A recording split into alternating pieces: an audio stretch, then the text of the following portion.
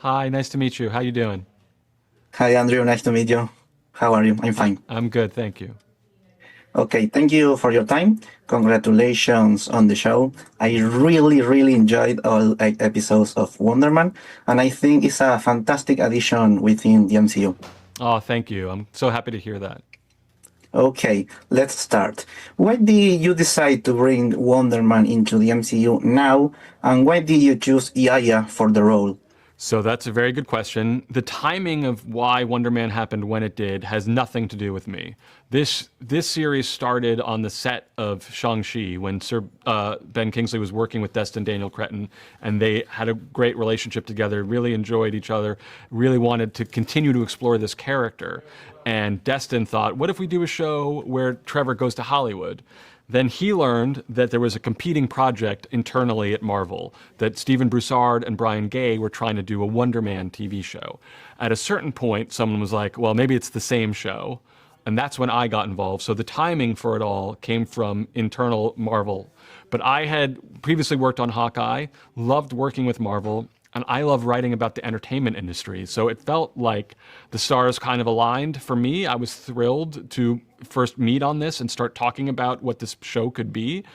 And from the beginning, everyone wanted it to feel unique. There was a willingness to like try something new here and do something a little different. And there was not a particular run of Wonder Man comics that they were necessarily pulling from.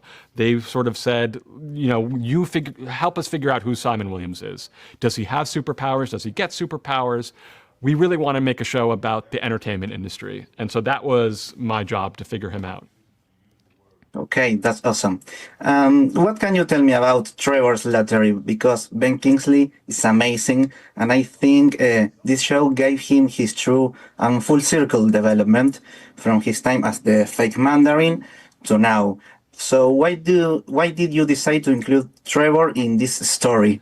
Well, I love Trevor Slattery as a character. I mean, I think it's so interesting that he started out in Iron Man 3 as kind of like a plot device more than anything else. But I think Sir Ben put so much into that character, even in those few scenes he was given in that original project, that people kept wanting to see more of it, and Destin was thrilled to work with that character and find another layer to him. And at its core, something that's really interesting about Trevor as a character is that he's often caught up in these bigger machinations around him. You know, it's the bad guys are using him for their purposes, or in Shang-Chi, he gets caught up with the good guys, and maybe he feels like a good guy.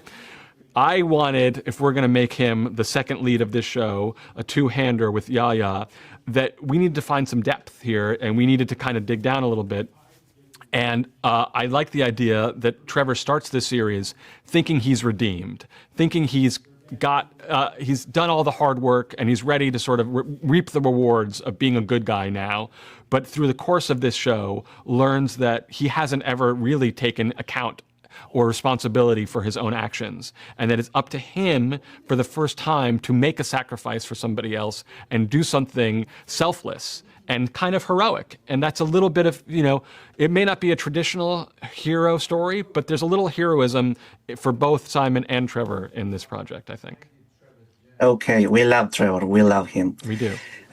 Andrew, this show is packed with Hollywood references and some amazing cameos. Talking with the spoilers, I really enjoy all of that. Joe Pantoliano, Josh Gad, Ashley Greene. So, how did you choose the stars and the references to include in the episodes? Well, one of the most fun things for all of us was figuring out the Joe Pantoliano character, because as designed, this was going to be kind of a foil for Trevor Slattery.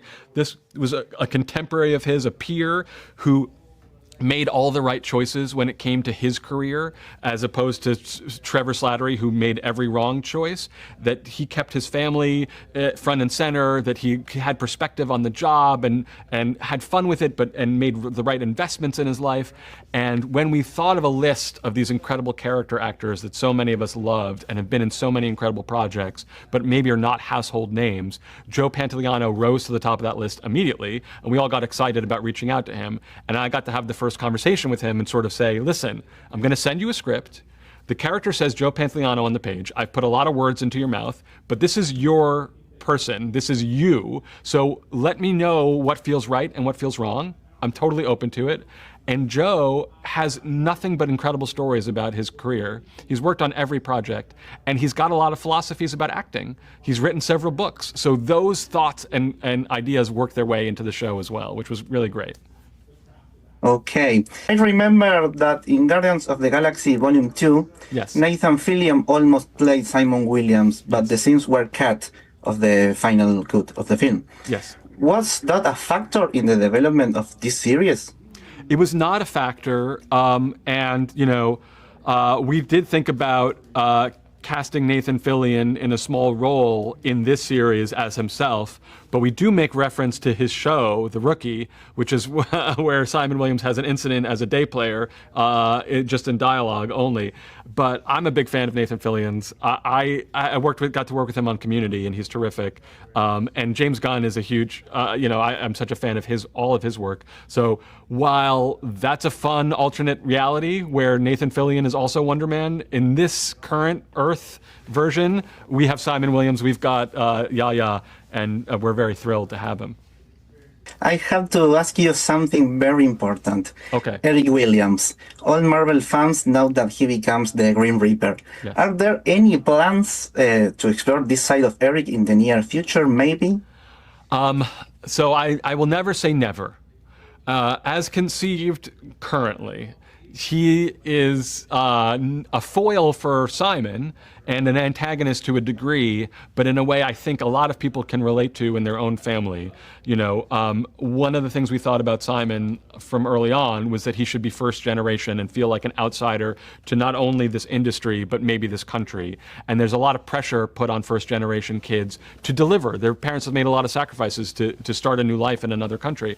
And the idea that he wanted to be this artist, and how difficult that can be, and the pressure that his brother, who checks all the boxes of what you would want in your child, is frustrated with him, was sort of a way to sort of keep an antagonist angle, but not really go all the way Grim Reaper.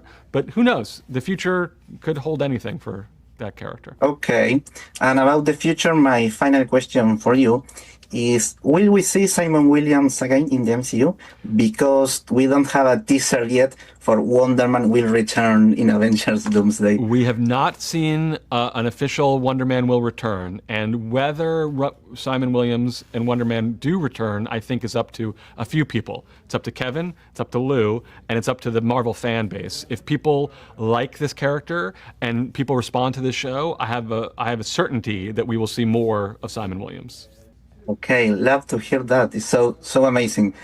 So Andrew, thank you so much for your time. Congratulations again, and we hope we will see Wonder Man again in the Thank MCU. you. It was great to meet you. Appreciate it.